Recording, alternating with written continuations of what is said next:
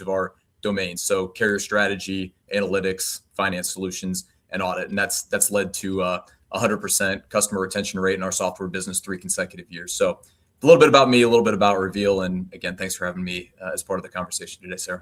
Love that. I'm glad that you're here. And I remember this goes back a number of years ago. I almost want to say 4 to 5 years ago, where I was on stage with Reveal. It was the first time that I kind of met the team and where you were as an organization back then. And it's been very exciting to see the growth and be part of your story and the growth of how you've really been able to navigate the industry and also help support your customers. So excited to talk a little bit more about that today. Now, Irina, can you also introduce yourself, your background, and give us an overview of your company, Veracyte? Absolutely. So first, thank you for having me on the show. I'm super excited to have this discussion today. I too have watched Reveal grow over the years, and I'm so excited about where the organization is today and the solutions that they're able to bring to the market to a vast number of customers in many different industries. And I think that speaks volumes to the capabilities of the platform. For Veracyte specifically, Veracyte is a leading diagnostics company focused on advancing precision medicine with the mission to improve cancer care for patients worldwide. So we have quite a large mission, and we are committed through and through to that. So when we look at partnerships globally, we certainly pick best-in-class partners that have the foresight and the forward thinking that Reveal brings to the table. My responsibility within the organization is particularly focused on supply chain operations. And so I oversee the organization's global supply chain operations, which, there have been a number of challenges within global supply chain management just over the years. And I think that, creating the visibility, the integration, the transparency, and the ability to manage real-time information is really at the forefront of managing those challenges. So again, super excited to be here and have this conversation today, as I think it's very timely. And for us, every single time that we are empowered to make a good decision, that's the way that we continue to commit to that mission of bringing the best care to cancer patients. And so I think that it's a very global impact that we make together. Well, and you handle all those disruptions with so much grace, Irina, because you and I have had many discussions about what's happening in the industry. But really what you're doing is like life-saving, right? Like this is the component of supply chain where it matters. I mean, all of supply chain matters, but it matters the most because we're talking about human lives, we're talking about healthcare, we're talking about the life-saving aspect of what we do in the industry. So super excited. So let's start at the beginning, Irina. Now, as Veracyte has continued to grow and evolve, what are some of the operational priorities you focused on to support the organization and its mission? And maybe talk a little bit about that mission. Absolutely right. So, as we stated, the mission is really to focus on bringing the best care to cancer patients globally, and that's a very vast statement. But the way that operationally we do that is to make sure that we, as the organization grows and complexity naturally increases, the more, the more growth as well as the more footprint that is covered, priorities continue to grow in terms of scalability and visibility and consistency, which is focused very much within a healthcare aspect. And of course, additional cross-functional alignment to ensure that things move forward in an efficient and effective manner consistently, right? So I think that those are very key, important components of when we look at the market and we look at where are there opportunities for us to capitalize on these improvements, those consistencies and efficiency capabilities. That's what drives us from an operations perspective to continue to ensure that we support that Veracyte's global mission. And so as growth creates opportunity, it also requires that greater visibility, that greater alignment, that greater transparency. We operate within a number of regulated markets. And so making sure that we have visibility and control over what's happening, we can tell the story properly. And then when we look back into the business and need to tell the business story, we do so in a way where everything is accurate. And so those are the things that we focused on in Veracyte's continued growth story, and where we see where we've seen opportunities and where we've looked for the right partners to help us bridge those gaps. Well, and I think that is a great way to really tell the story about collaboration, because not only are you talking about outside collaboration with partners, you're talking about cross-functionally internally and how important collaboration is. Too many times, and you know as well as I do, that we talk about silos in this industry, and I can't believe in 2026 we're still talking about it. And so it's refreshing to hear that from your side internally, that is top of mind. Now, you talked about visibility. So let's talk about that. Why is visibility and access to that reliable data important for organizations operating in complex and highly regulated environments like healthcare? You mentioned that, and it would be interesting to hear why that's so important. Absolutely. So I think that when prior to healthcare, most of my background was focused in consumer goods. And so in consumer goods, we focus very much on margin. And so, pennies matter, especially when you're talking about transportation. And specifically right now, the ever fluctuating cost of transportation would be very impactful in other industries. Transitioning over to healthcare, there are other much more impactful things. But as organizations grow, every bit of the business is important, right? And so really trying to dive deep into things that are important, but not creating a, unattainable amount of data Right. that doesn't necessarily lead to important decision making that drives the mission forward, is an interesting gap to try to bridge, right? And so if you don't have the right partner, I think, just going back to what you said, I think it's really important. The platforms that allow for us to not just tell a story, but tell a story together are of utmost importance, because in a regulated market, making sure that cross-functional teams understand the same data points the same way and are able to interpret those and share with external agencies during audits or anything that might happen in a similar manner, that matters, right? And so that's from a regulated market perspective. I think keeping an eye on how we look at the information, how we interpret it, and then what actions we take from that is very important. And so being able to, again, have access to the same information, maybe tailored in a different way with an intelligent platform that you can interact with, that in finance gives you it all comes from the same place, but it gives you the interpretation of the data the way you need it. And the same thing for logistics, the same thing for accounting, but it's coming from the same place. And we're all inferring the same information from the same data, just helping us differently do our jobs. And I think that's really important. And just tying it back to the market, healthcare moves very fast. We don't have time to interpret data, go and pull on threads and everything else. So really capitalizing on somebody else having thought through those solutions and having understood how different markets operate, how different industries operate, and consolidating those capabilities is really important. Yeah. Well, one of the things that you talked about in the data, and I always talk about good and bad data, but I think the point that you were making is the relevant data. Right? Yeah. There's always going to be good, bad, but it's the relevancy of the data that's going to make the difference. But the same data isn't always relevant for everybody, but it might be, and we just haven't thought about it. And I think that jumping through industries has also taught me is that we don't look at things because we think it doesn't matter to us, but it does. And so I think that it really helps to have partners that are cross-industry leaders in solutions, because it allows for you to learn something new that you didn't think about, because it isn't something yet that matters within the industry you operate in. So true. So true. Michael, did you want to jump in there?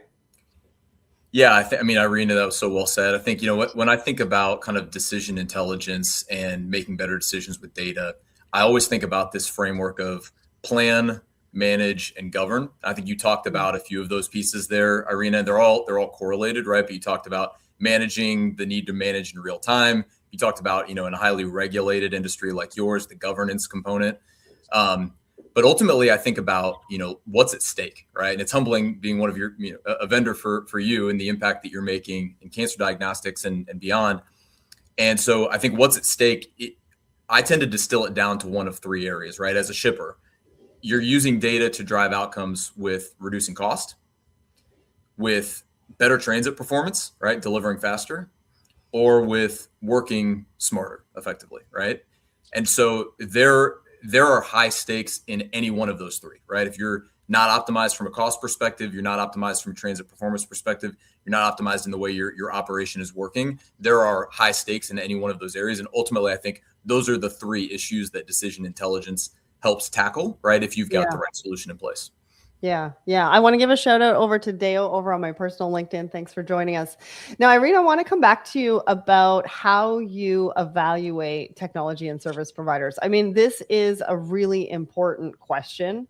And I think it looks different to different organizations, different supply chain leaders. So what qualities do you look for when you're evaluating technology and service providers that can support your operational excellence and informed decision making to help you with that relevant data?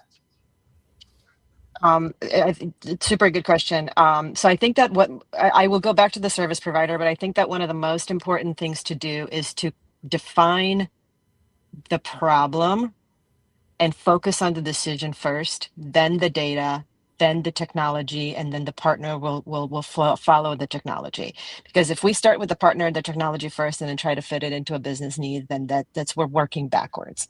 And so I think that when we work at it from that perspective of this is what I need, and this is where how my data looks like, and this is what I need a partner to solve, then the question to the partnership looks different, because then to really answer your question, what I really look for is for somebody that I don't have to constantly raise my hand and say, this is my problem today. This is my problem today. This is my problem today. I want for them to say, we know what your problem is going to be 2 months from now, 6 months from now, 12 months from now. And we've already thought through that. And we'd love for you to have a seat at the table and test this for us. Like, can we run this by you?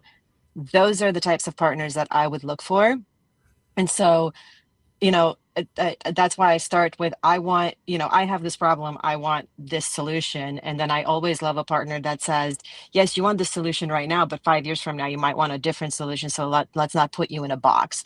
I love that conversation rather than have somebody say, okay, here's a solution to your problem, and this is how much it's going to cost you. That's a very transactional partnership.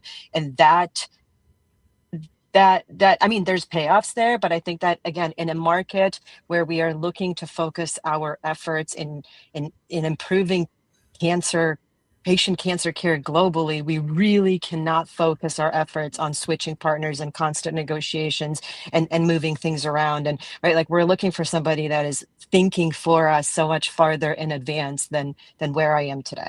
Well, and you just don't have the time for that. No. Right. As you were saying, it's moving really quickly. And so when you look to work with a partner, you want them to help you to predict. You want them to come to you and say, hey, we see that this is a struggle for you. We've already gone back to the team and, done some ideation as to what that could look like and what we think would help you. Let's talk about this and figure out if that is the right solution for you, or maybe we have to tweak it here and there. Absolutely. I think that's definitely it. And also that, like, just going back to maybe not necessarily thinking we see this as a challenge to you, but we see this as a challenge in a completely different industry.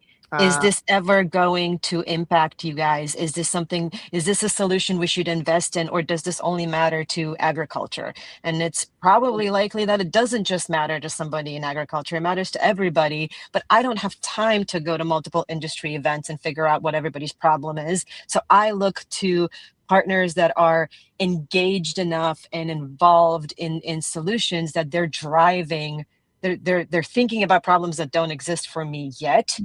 and how I'm tying this, I have this data, I have this problem right now, I'm looking for a partner. They're already thinking, yes, we'll solve this for you right now, and we can see where this is going.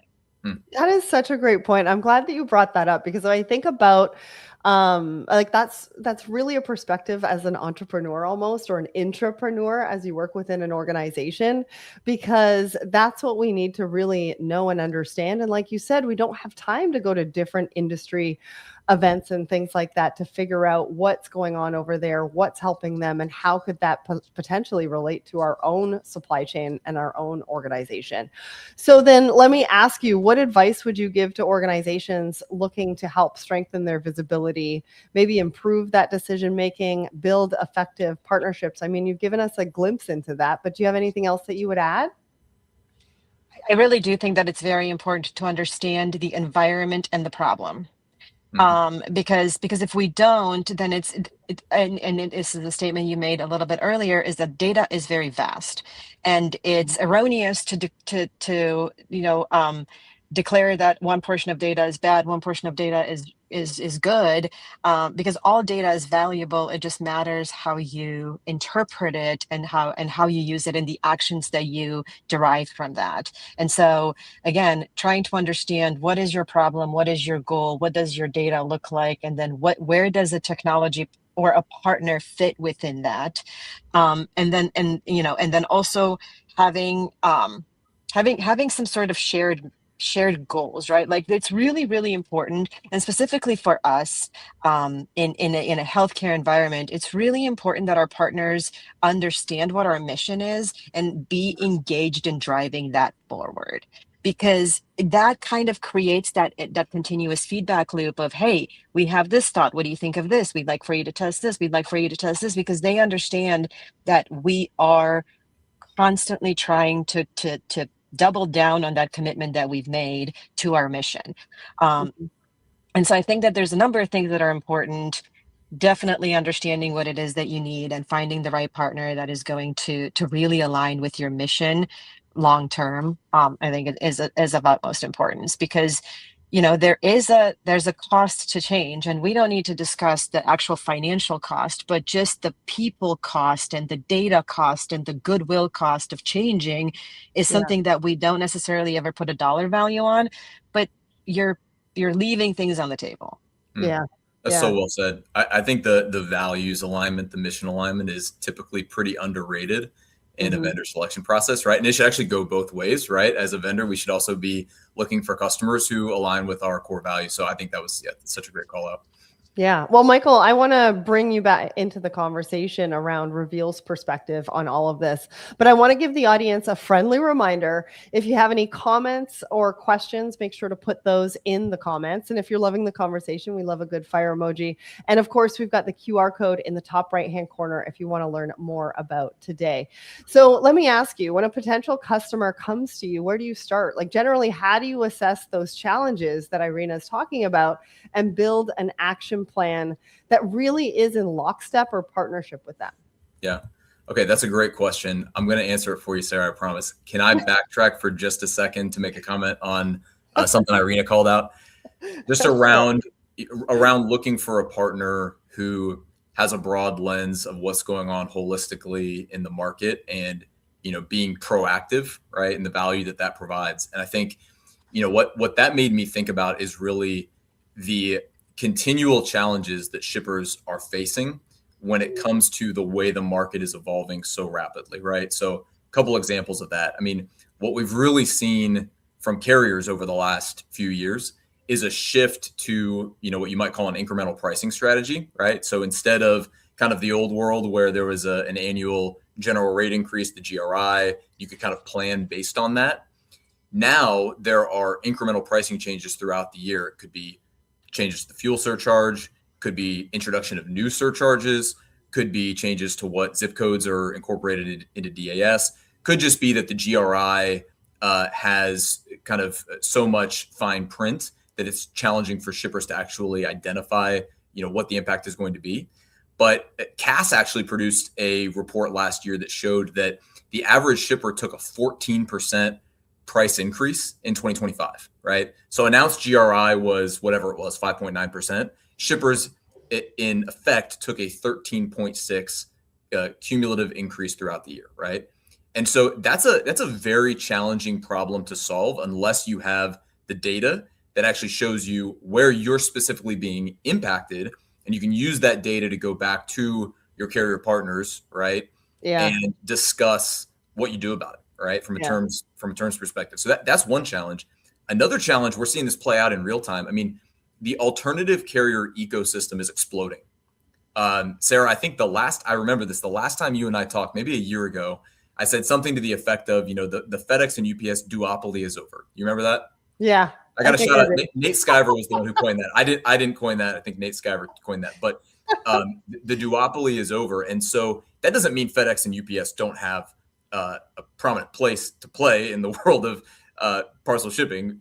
To the contrary, right? They're as important as ever, right? But they're being more selective about the business they go after. They are. Profitability and margin is so much more important to them. And so what we're seeing is this alternative carrier ecosystem, dozens of viable alternative carriers, right, who have actually doubled their share of volume in the last year, right? And Irina, I'm going to take a guess that these carriers probably reach out to you all the time, right? You get messages in your inbox, or your team does, right? And it's impossible to navigate and understand, all right, who should we actually evaluate? Who should we not? From a carrier mix perspective, is it even worth engaging? And so I think those are just a couple examples, right? The incremental pricing strategy, the exploding alternative carrier landscape, where it's like, if you're trying to use your data to make decisions around all of that in a vacuum without a partner who has tools and software that's been built around this, it's a mistake, right? And I think a lot of people are trying their best, especially, listen, all of the new general purpose AI tools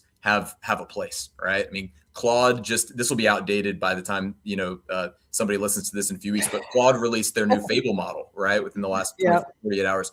I've already used it. It's incredible, right? Mm-hmm. But it's not actually trained as a parcel shipping analyst. And so you use that as your primary tool, right? You're actually probably not going to draw the optimal insights from it, as opposed to leveraging a partner that's domain specific. So I wrapped a lot into that, but I think that kind of speaks to some of the challenges that shippers are facing, especially if they don't have a partner or they don't have the right partner.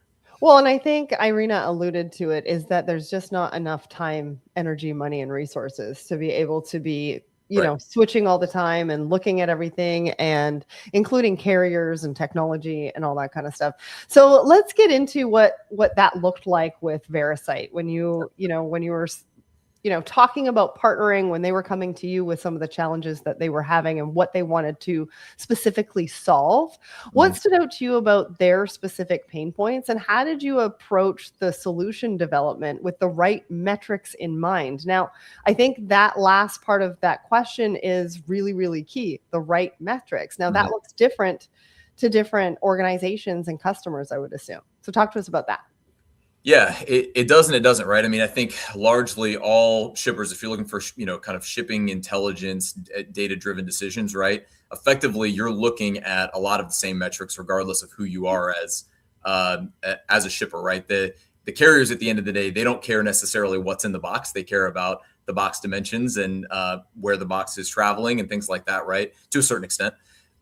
So I think a lot of the metrics are going to stay the same. But to your point, for a company like Veracyte, right, and any shipper, you've got to start with the end in mind, right? And Irina, I promise I didn't, I know Irina and I did not exchange notes beforehand, but I'm going to mirror a lot of what you said about having to be outcomes oriented, right? So how does Reveal approach an engagement with any new customer, Veracyte or otherwise? We start with the end in mind, right? What is this potential customer, this business, trying to achieve? What is their supply chain organization trying to achieve? What is their current state? What are their constraints, right? And so we say, all right, what does the future vision look like? And we listen, right? And then we anchor ourselves in the current state data, right? So here's where we want to go, but here's what the data is saying right now. Now, how do we craft a strategy to help you get there, right? And customers have different needs there, right? Some customers, I talked about plan, manage, and govern, right? Some customers that we bring on board, they want to talk about the planning right out of the gate, right? Carrier mix strategy, right? Helping optimize their terms with their existing carrier partners, right? What is the data saying about where there's sub-optimization, right? So some want to start there. Some just want an analytics platform that gives them insights, right? Others want a world-class audit solution with finance grade reporting, right? Irina talked about governance in a regulated environment, right? So there are potentially different needs, and some customers want all of that, and some just want components, right? And so we're prepared to deliver what customers are looking for. But where we go before anyone decides to become a Reveal customer, and this is where we started with Veracyte, is we actually load your data, right? So before any shipper becomes a customer, we load your data into our software, right? And then we do what we call a proof of value. So what does your data actually say about your existing shipping network, right? Where are there opportunities to optimize your carrier mix strategy? What are the operational or network insights, right? Are there active billing or rating errors happening right now that you may not be aware of, right? And so our software actually performs that holistic evaluation across those plan, manage, and govern domains. And then we'll actually give the answers to the test. So we did that with Irina and the Veracyte team, right? We went through those steps. And frankly, Irina was coming from a position of strength, right? Just because there's an opportunity to optimize further doesn't mean you're not coming from a position of strength, right? Because I cited that statistic where, last year, the average overall cumulative pricing increase for a US-based parcel shipper was 14%, right? So it's like you could have started the year in a position of extreme strength, and by the end of the year, right, you had a lot of room for optimization, right? So it is a continuous optimization process. And I think, Irina, what we ended up achieving was about a 1/3 overall reduction in net carrier spend, right? That's when you account even for the Reveal fees as part of it, right? And so even within a well-planned network, there are opportunities. And then beyond that, it's okay. What are the operational and network analytics, and what are the finance solutions, right? The geocoding. So I want to get into that. Actually, you're getting ahead of me now, Michael. And we're going to come back to Irina, and we're going to ask you about the analytics and visibility tools in just one second. But I do want to touch on GL coding. Sure. Because you just mentioned it played part in that solution. What is GL coding, and what did you do for Veracyte specifically? And what did that mean for cost allocation? Can you give us a bit of an overview into that? Yeah, GL coding, general ledger, cost allocation, right? I mean, it's how finance organizations tell the story of their business in the most granular way possible. And Irina, you're more than welcome to share about kind of how Veracyte does this. I think the GL coding is always extremely important to a shipper, because the more granular you can be, the better story you can tell, the better you can be a partner in your organization for driving better business decisions. You can also identify exceptions, right? So are there variances from your plan or your forecast to what you're seeing in the actuals, right? Is there potentially fraudulent use, or is there operational non-compliance in terms of how specific account numbers are being used? So a lot can show up when you have firm GL coding rules and you are increasing transparency in your data. You can identify a lot of things that then help you, again, not only tell the story of your business in a better way, but then identify some exceptions where you can actually make operational changes as a result. I don't know, Irina, is there anything you'd want to add to that? Yeah, I think that this is actually super important, because there's a super tactical aspect to this that actually very much supports a strategic management outside of the organization. And what I mean by that is tactically, in the supply chain world, the payment terms on transportation invoices are very short.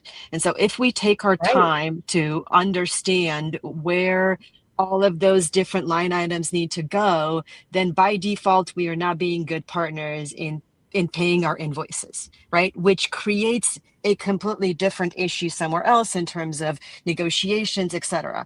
So that's one bucket. The other bucket, that has nothing to do with general ledger integration, but it has to do with just data management, is if you know who you are as a customer, you are a better partner, period, right? So you've got the paying your invoices on time, you've got the data, so you know what it is you're talking about, you know where to pick up negotiations, and then also you just have a really good understanding of how you show up as a partner to your suppliers, your vendors, your transportation partners. So I think the opportunities there are super tangible for people that are out there needing to negotiate, needing to manage partnerships, and needing to manage, these transportation storytelling processes within a business. But again, I think that just going back to what Michael said, it is of utmost importance to be able to pull on different threads of things that may look inaccurate, but at the same time, it is super important to be able to close the loop on these things pretty quickly, Yeah. because we don't have 30 to 45 days on payment terms as we would in any or in most areas of the business. Yeah, so you've talked about what that looks like as far as the financial side of it, but talk to me about how having timely access to information can help support the operational side, the operational excellence, and that cross-functional alignment within your organization that you mentioned earlier. Yeah, absolutely. So I think that as we going back to our mission of improving patient care globally, patient cancer care globally, we need to always keep an eye on what is happening within that global market, right? And so we work with, numerous healthcare centers here in the United States. We need to understand what those ongoing interactions are. But outside of that, we have an exposure of freight and things that move across the globe. And so really trying to understand that, trying to tell the business story and trying to figure out where there are opportunities for us to continue to improve the way that we interact with the providers that, are an extension of our services to patients. That's very important for us. And while the data doesn't necessarily translate directly into that interaction, really understanding how this type of data allows you to manage relationships that do become part of that interaction is really, really, really important. So there's a tactical aspect to this that we've kind of talked about, and then I really see a lot of the benefit here in focusing a lot of this information and how do we then use this to manage our global partnerships. And I will also say that the insights that we get from the Reveal platform don't just help us in transportation management. They help us in looking at our overall network. How do we plan things? How do we, what's our center of gravity in different areas? There's lots of different insights that aren't necessarily tied to the invoice numbers, so to speak. Well, and that's an important thing to note, right? Because I think when we think about data, visibility, analytics on a more broad perspective, that's really how you can not only support your operational excellence across, your healthcare organizations, but then also into your cross-functional, and that really sets the foundation for collaboration, right? Yeah, totally. Yeah, one thing I'd want to call out here too is, you can be more effective with the data the more integrated all of your disparate supply chain data systems are, right? And so the most effective data solutions that we bring forth to our customers are when we're getting the carrier invoice data, the carrier transit data, the warehouse data, right? The plan data out of a TMS, the order data, right? And it's all integrated.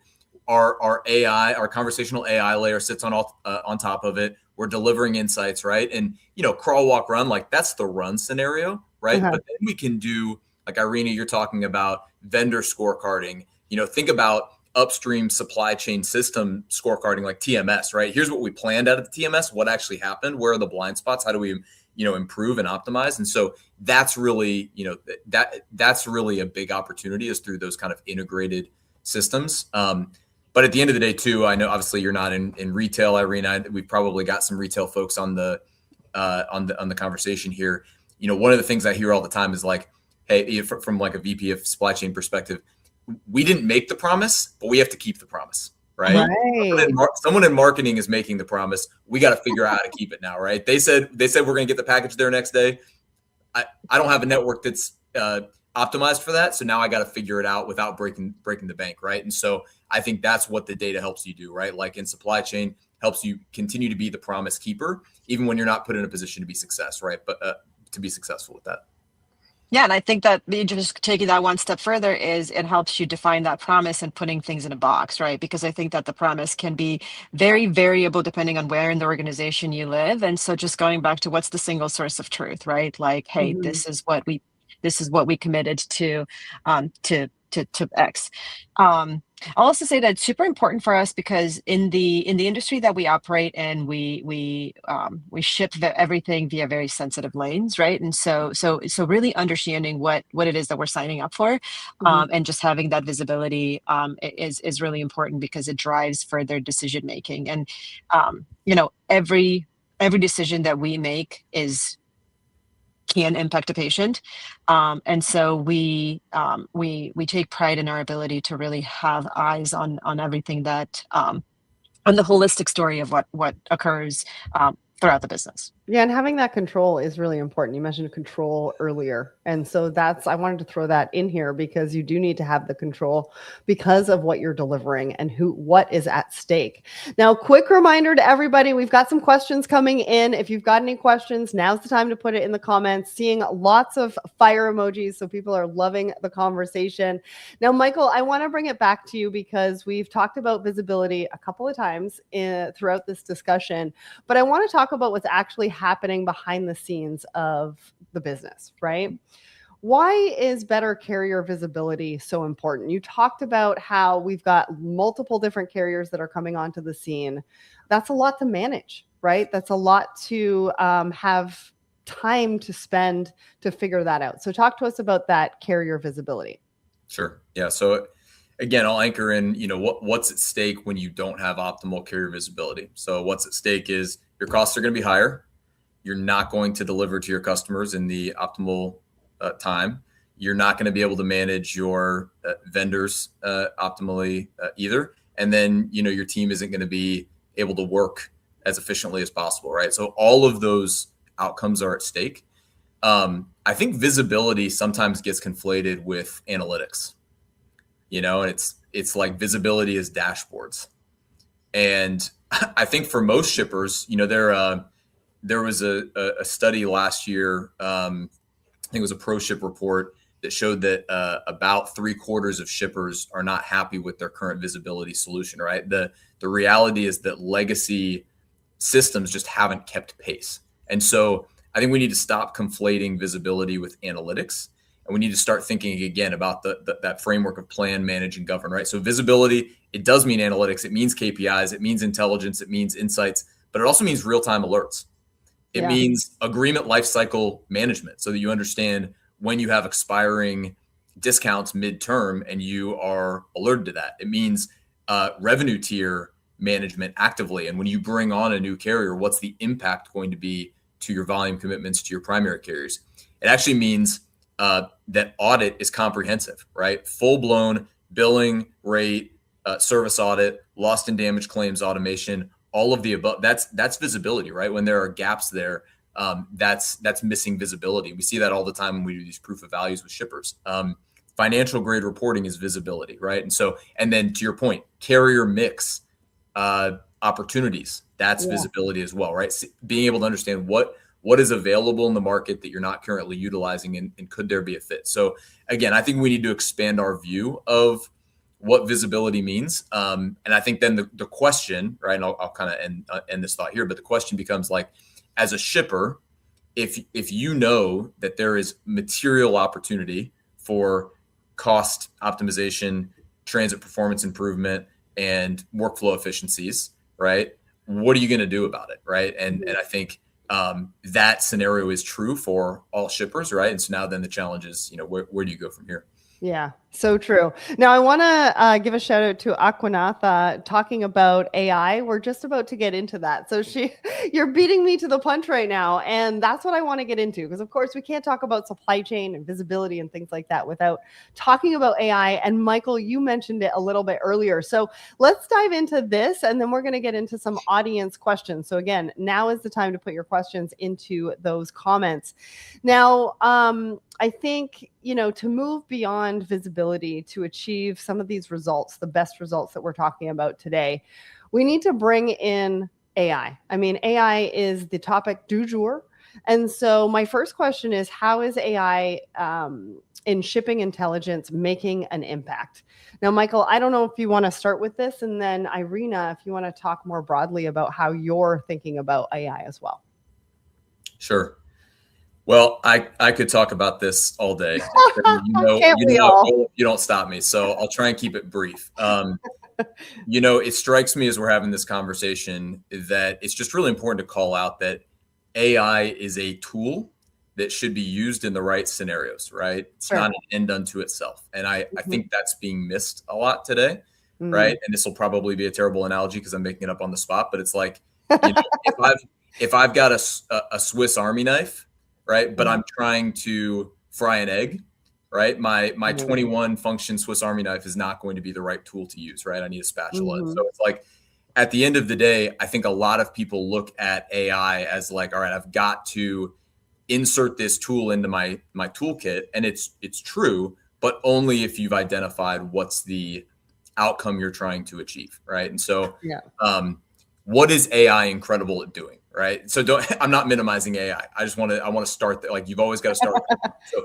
what is AI incredible at doing, right? Well, it's incredible at analyzing complex data in ways that are really challenging or efficient for human analysts, right? And becoming better at this every day. So finding anomalies across large data sets, including like macro level cross data sets, right? Obviously at Reveal, our customers can get the value not only from your data, but we've got the benefit of seeing a market view of the data, right? Right.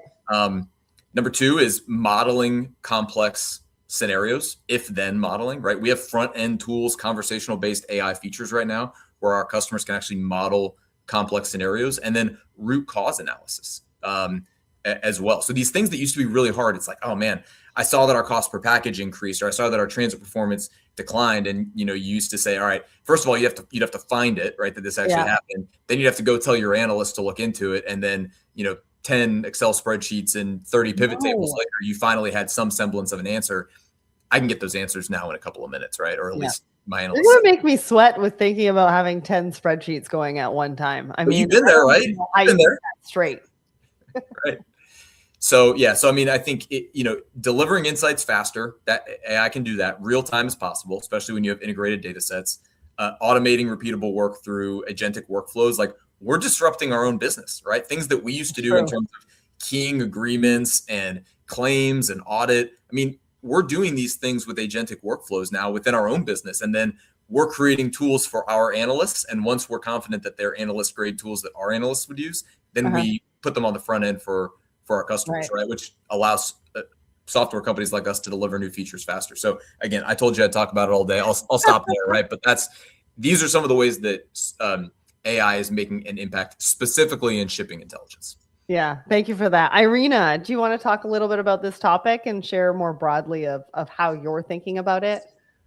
Yeah, definitely. So I second exactly what Michael said, that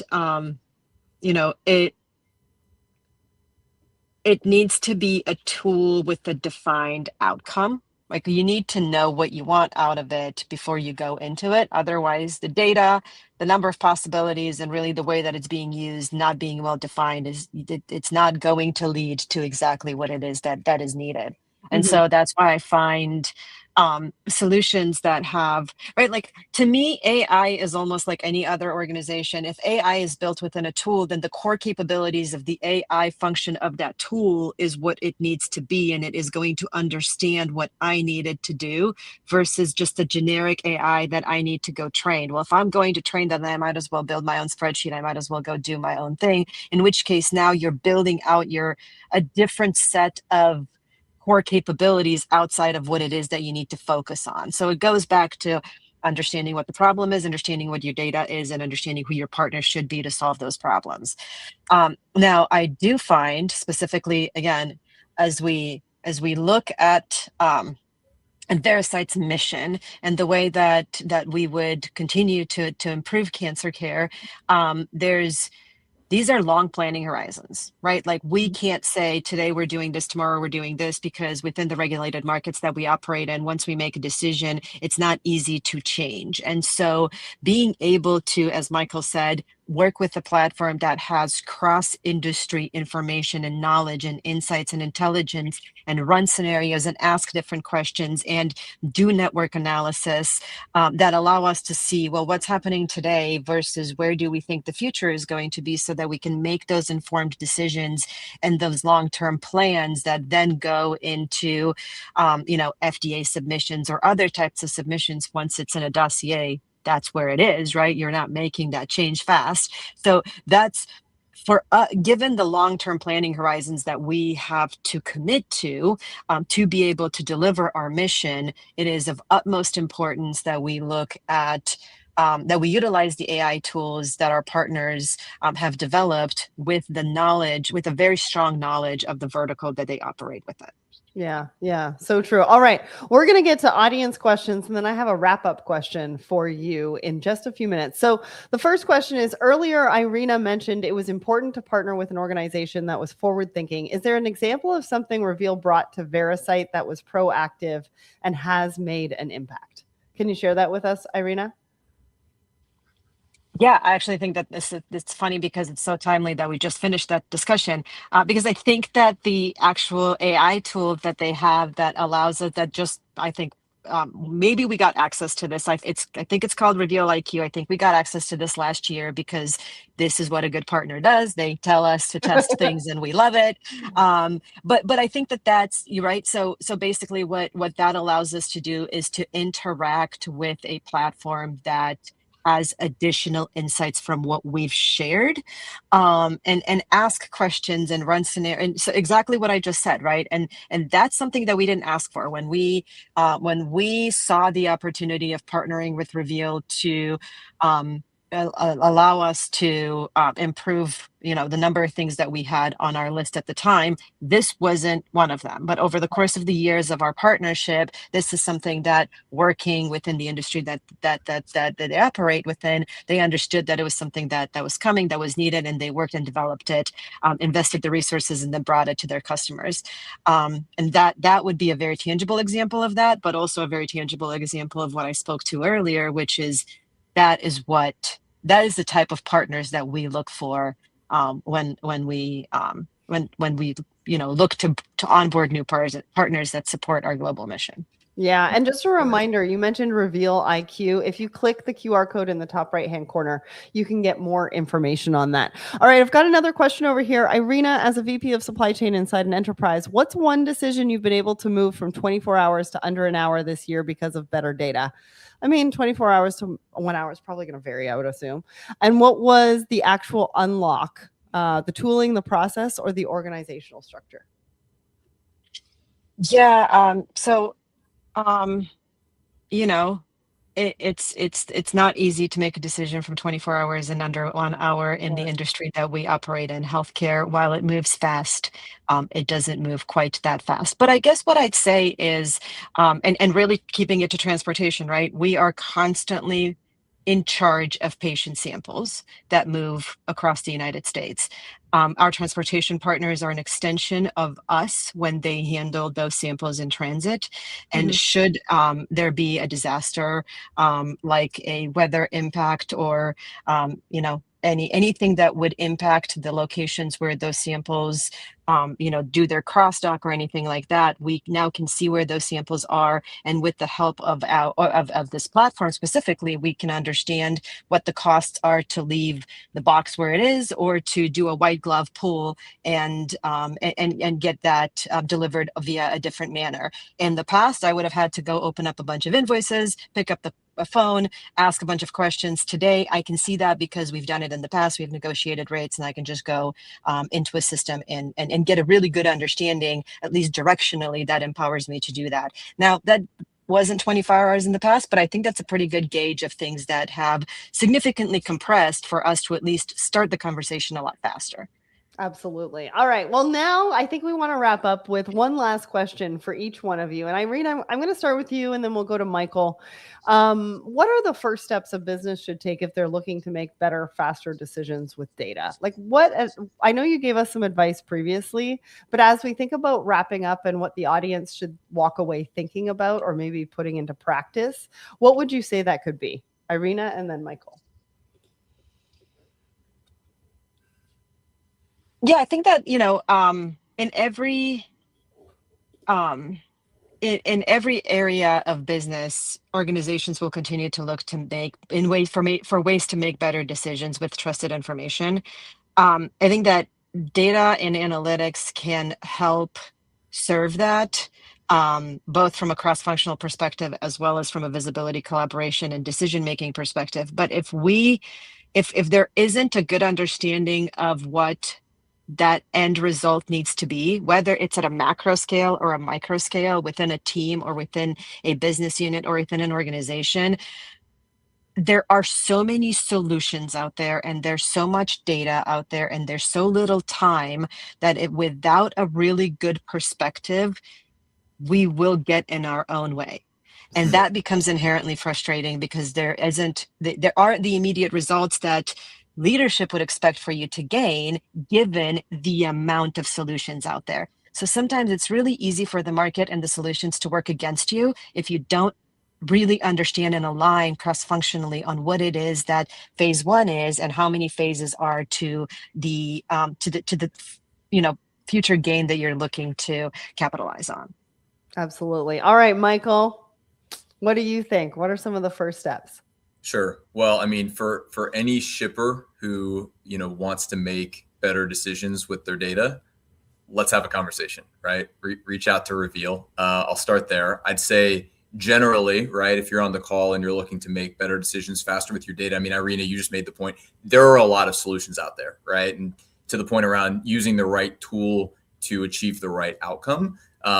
Reveal is, I believe, the right tool from a shipping intelligence perspective, right? Decision intelligence. But if you're looking for any type of solution that's going to improve your data quality and help you make better decisions, I think the right partner is going to check a few boxes for you, right? One of those is going to be the cultural litmus test. Irina, you said that beautifully earlier, right? You've got to be culturally aligned. Then I think the second thing is the partner, the vendor has to be willing to actually show you your own data in their solution, right? Like it is so easy to demo dummy data that doesn't actually speak the language of your business, right? It's been carefully curated and normalized, right? And you can demo lots of bells and whistles. I think as a customer or as a prospect, you need to be able to say, show me my own data and show me each one of these features with my own data. Like make sure it works. And then make sure the prospective vendor that you're evaluating has happy customers, right? Do they have referenceable customers that you can talk to who have used the same solutions that you're looking, who have achieved the same outcomes you're looking to? Have those conversations, right? So I think marketing is easier than ever in 2026. AI marketing is easier than ever to achieve, right? And so I think don't believe the hype, right? Do the heavy lifting, do your research, and make the right decision. But there's some incredible solutions out there. Yeah, I think as Irina mentioned earlier, you really need to understand what it is you're looking for. And that happens internally, and it happens with the discussions with your teams and not having it try to fit into a box. I think that was one of the biggest takeaways that I have from this is the fact that you don't want to be put into a box and then box take you into the future. You want to have an opportunity to be flexible and agile and resilient. You have to do that with the right partners. Now, I noticed that we've got a couple more questions that have come in, and we will get to those after the show. So stay tuned. We will tag you and we will respond to some of those questions. But that's all the time we have for. I mean, thank you so much for all of you that joined us. Remember to click the QR code in the top right-hand corner to get some more information about Reveal IQ. And I think we talk a lot about visibility. We talk a lot about AI and data, but sometimes it can be difficult to see how all of that comes to life, how these various puzzle pieces, I almost call it Tetris, come together and what they really mean for your business and your supply chains. So I've really enjoyed hearing how better data and AI can practically help businesses solve their problems and make quicker, better decisions. Now, if you want to find out more, you can check them out at revealgroup.com. A big thank you to Michael and Irina for joining me today and to the team at Reveal for making this LinkedIn Live happen. Michael and Irina, thank you so much for joining me and such great insights. Anna, thank you. Thanks everyone for joining. All right. We'll see everybody soon. Have a great day. Bye-bye.